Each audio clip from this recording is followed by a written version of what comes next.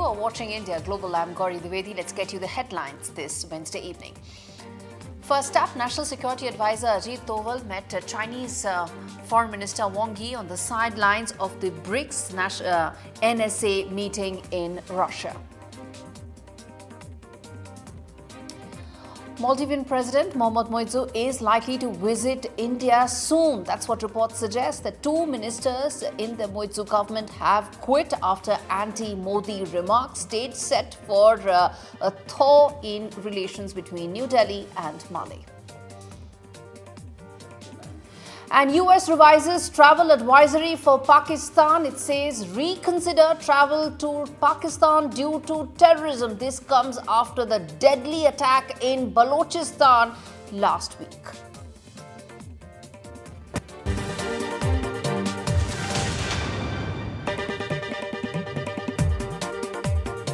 On to the first big story that we are tracking right now, which is National Security Advisor Ajit Doval is in Russia for the BRICS NSA meeting after Prime Minister Modi's Kiev visit. This is now Ajit Doval in Russia for the BRICS meeting, and in fact some of the comments and statements that have been made by Ajit Doval have been regarding terrorism, where he's spoken about the modern security challenges that the world is facing, particularly BRICS is facing, and also about ICT related challenges. Remember, there are cybersecurity concerns now that are very amplified in the wake of how technology can be misused by state agents or non-state agents as well. He also spoke about the need to address them through joint efforts that the BRICS framework can implement to ensure that these challenges, if not eliminated, they can be minimized. This is at the BRICS NSA meeting in Russia in St. Petersburg, where he also in fact said that the BRICS members should come together to fight against terrorism. That's the big word and the big messaging coming in from India at the BRICS sidelines, where he also met the Chinese Foreign Minister Wang Yi. He also spoke about BRICS unity, and he said that the unity of the bloc is its guiding light and biggest strength. All right, let's get in. Mohammed Ghazali, my colleague, tracking this meeting closely for us. Mohammed, tell us what all were the key highlights of this visit and the key messaging that was made by Ajit Doval. See, 3 points, Gaurie. One, that how we know that before Mr. Doval was set to attend this BRICS summit of the NSAs, it was expected that Mr. Doval will be going there to Russia and meet his counterpart and also the foreign minister of Russia for proposing the peace plan which India has been talking about. And he was to carry the message of the Prime Minister, the first one, that how solutions cannot be found on battlefield. This is not the time of war, and a peace proposal which could bring both Russia and Ukraine on the same table. But besides that, the other significance of this particular meeting is after the BRICS meeting, he also met his Chinese counterpart, who had a range of discussions with him. And what was expected that if you see the timeline, in the last 6 months, Foreign Minister Mr. Jaishankar has met his counterpart in ASEAN-India summit earlier this year, also on the sidelines of previous SCO foreign ministers meet. And on both the occasions, China and India have shown a lot of promise to resolve the border dispute, the disputes along the LAC. And it is expected that even today, when Mr. Ajit Doval met his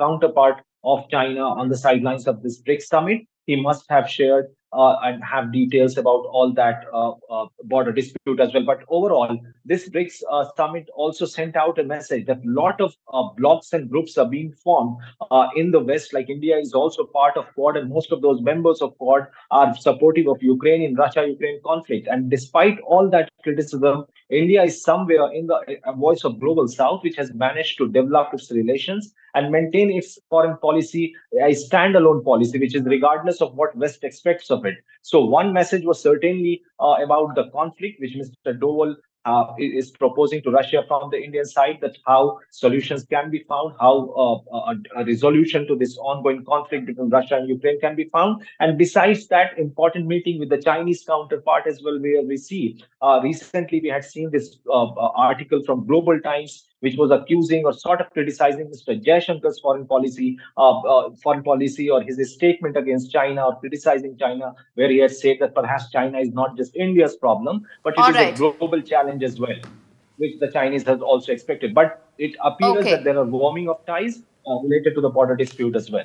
All right, we leave it there, Mohammad Ghazali. Appreciate you talking to us on the big story there. Let's shift our focus now to the first big discussion on India Global today, which is around Pakistan. Well, there have been a series of blasts that rocked parts of Balochistan last week. In the wake of that, there is now an advisory, a travel advisory that's been issued by the U.S. Embassy, even as there is now greater possibility of more turmoil on the streets of Pakistan.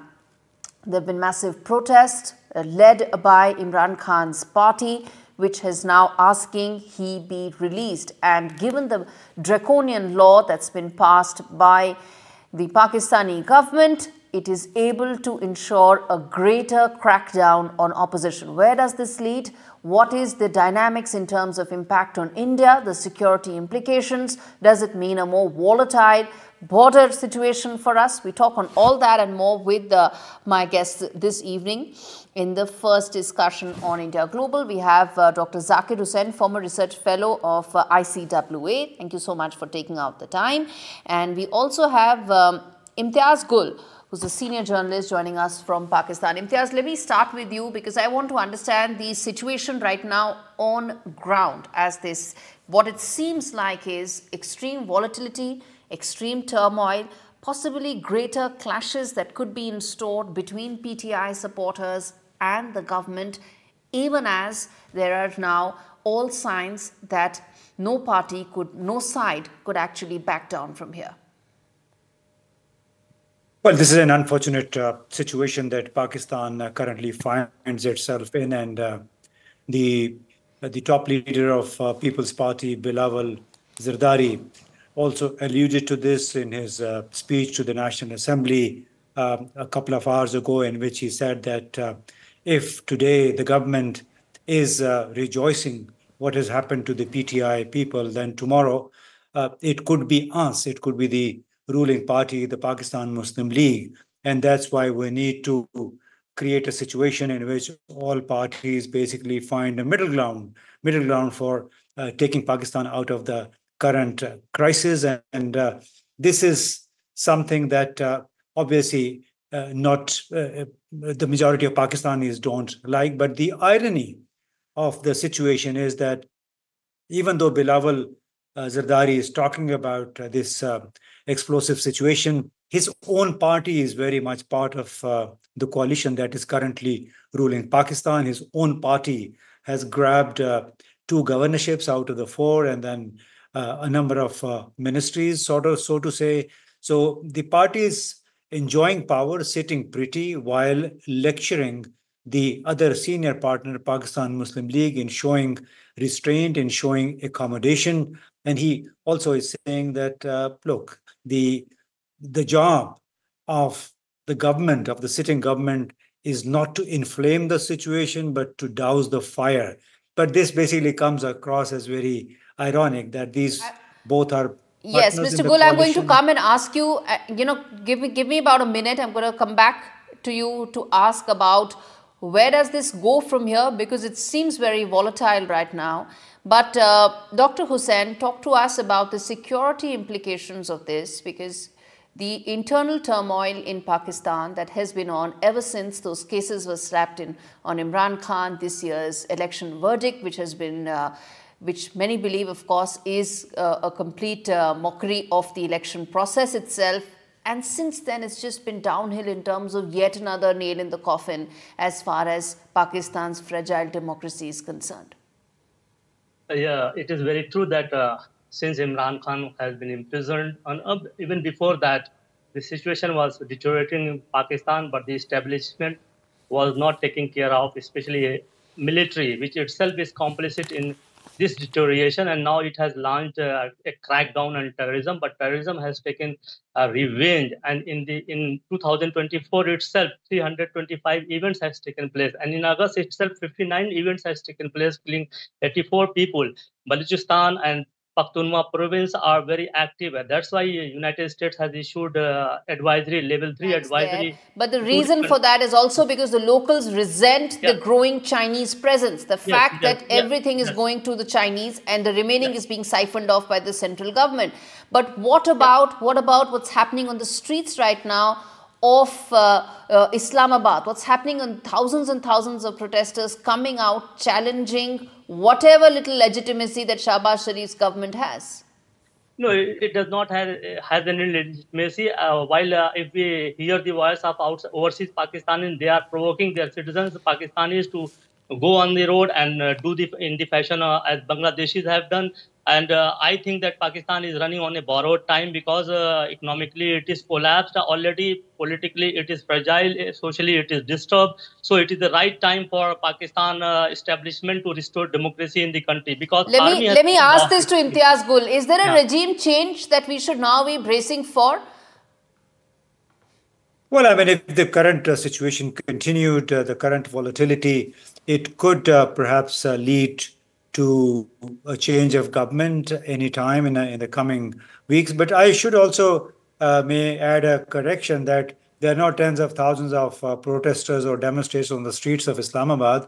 It was a demonstration that took on the periphery or outskirts, or the protest rally by PTI was on the periphery of Islamabad. However, it was manhandled. It was That's an important forcefully. clarification, sir, that you're giving, because that's why it's important to speak to people on ground and Yeah, for that's you what to really tell I us can what the state picture this is. actually. Because we in New Delhi are Yeah, concerned on two parameters. One is volatility we has a too as direct impact Pakistanis on are us from a security point of view. yeah, And secondly, with a very yeah, we fragile economic state that Pakistan is in right now, this political flux could possibly lead to a greater chain of events. So I'm glad you clarified, but I want to then ask you this, that given the uneasy relationship that Imran Khan shares with the military, or we can call it establishment, that's a euphemism in Pakistan, how do you see this going from here on? Do you see the clashes intensifying, or do you think there could be some back channel negotiations? I think there had been some back-channel negotiations, some contacts between Imran Khan and the military establishment, which he yesterday announced snapping. He said there will be from henceforth no more contacts with the establishment, particularly after this forceful assault on the parliament by the police, and after almost a dozen parliamentarians belonging to PTI were arrested from inside the Parliament House. So that was an unprecedented situation, which also put the government then on the defensive, because in the heat of the moment, probably the Minister of Interior ordered this action inside the Parliament, which is sort of enraging. The majority of Pakistan is really outraged.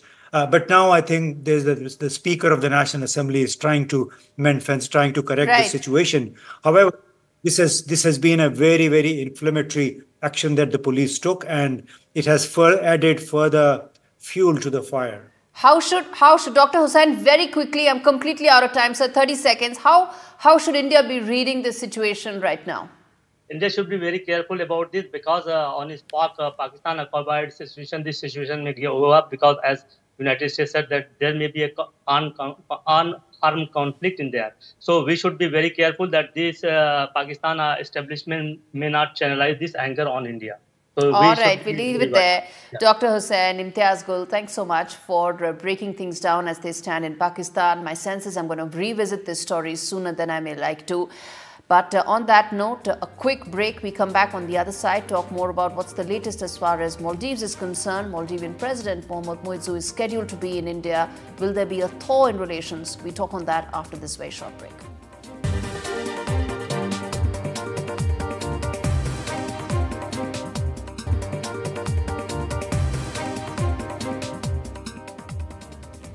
Welcome back. You're watching India Global with me, Gaurie, Dwivedi. The second big discussion that we're having today on the show is regarding the latest as far as the Maldives is concerned. Now, India-Maldives relationship has seen its ups and downs ever since Mohamed Muizzu came to power last year. His commentary around India has been strident, and some would even say extremely negative. Of course, that resulted in a direct pro-China slant, but since then a lot has happened. Some would even say that his government is unraveling. There's been allegations, or he has made allegations of a financial coup where essentially the finances of Maldives have been completely gone haywire. In fact, its foreign exchange reserves have been down to its bare minimum, and in the wake of that, 2 of his ministers have also resigned. Now, what does this mean? Well, he is headed to India very soon, but does it mean a thaw in relationship? Does it mean that he's now going to come back to a centrist policy that nations like Maldives need to adopt, not sway too much towards China, because it also leads to massive funds and loans that also need to be paid up at some point of time. To discuss the larger India-Maldives relationship, the impact some of these recent developments are likely to have, and what could be the #1 agenda item for Mohamed Muizzu's trip is our big discussion. Okay, Ambassador Rajiv Bhatia will be joining me along with Anas Abdul Sattar. In fact, Mr. Sattar, let me start with you, sir. Former Minister of State for Finance with the government of Maldives. How do you read the developments that have been unfolding in Maldives the last 2 weeks or so, a fortnight? Some would say the finances have absolutely unraveled, and in the wake of that, Mohamed Muizzu is now headed to Delhi. Yeah, well, we've seen the history of the current president, Dr. Muizzu. He has a record of backtracking on most of his policies, on most of his stances against some countries, some neighboring countries. The most important country would be India. We have seen him using somewhat, I would say, aggressive tone against India right after his visit to China, and that there cannot be any bullying, because even if we are small, I mean the Maldives. But right now, the financial status of the country is in a very dire status. China is not helping when finances are bad, does it? It only provides loans at high interest rates. Yeah, of course. Now, I think the president has realized how important the India is to the Maldives. It always has been important to the Maldives. It is a matter of a historical fact, and we cannot go beyond it. So I think what about the voices of discord within his government? 2 of his ministers have resigned in the wake of these developments, haven't they? Yeah, I think they are in a disarray, sort of. We've seen 2 of those deputy ministers resigning yesterday, I think. And last night, we have seen one of his MPs calling against India that the unexplained deaths that are occurring in our country is a result of the Covishield vaccines provided by the Indian government during the COVID. So I don't think the President Muizzu has a grip on his government officials and some of the parliament members in his party to be in line with his foreign policy. That is as a result of his anti-rhetoric, anti-Semitic rhetoric they have been using during the presidential campaign, as well as the parliamentary campaign. Mr. Sattar, stay with us. I want to get in Ambassador Bhatia also on this, which is the latest as far as the trip that is lined up for next week, the impact it is said to have on relationship between India and Maldives in the backdrop of a financial scare that Maldives is looking at, where China isn't helping. Ambassador Bhatia.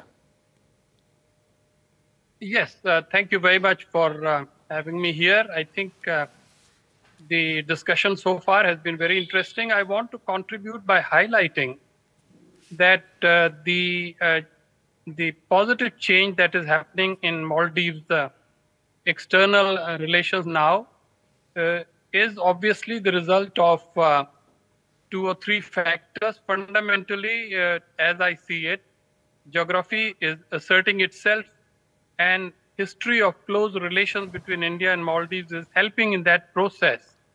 Back in January, when President Muizzu went to China, there was this broad perception that there was a tilt by Maldives towards China. But since then, two major things happened. One, India extended a strategic patience, showed strategic patience towards Maldives. And secondly, very clearly, China has failed to deliver on the assurances and the commitments given to the president. And finally, I think what is important is that now Mr. Muizzu is functioning as the president of Maldives. That means he has realized that having good relations with India and possibly other countries as well is much better than Maldives aligning itself only with one single power, namely China. So I think you are absolutely right in underlining the fact that the forthcoming visit to India of the President of Maldives could be a turning point, and it will build further on a very fruitful discussions that Foreign Minister Jaishankar had in Maldives last month, and the very successful defense cooperation meeting last week. Right. Mr. Sattar, then let me ask you this. In your opinion, what should be that number one demand or expectation that Mohamed Muizzu will have when he comes to visit India? Well, the financial status should be the main thing. Today, Moody's has downgraded the status of the Maldives again. That comes within weeks after the Fitch ratings have downgraded the Maldives. So the agenda, the first priority of President Muizzu should be gaining assistance, financial assistance from the Indian government. And in addition to that, he should assure the Prime Minister of India and the people of India that there would be no anti-Semitic rhetoric towards the Indian government and its people. Right. It's a huge ally to the Maldives.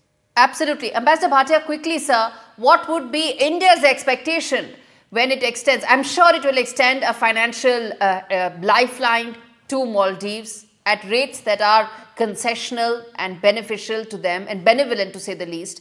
But what should be New Delhi's expectation?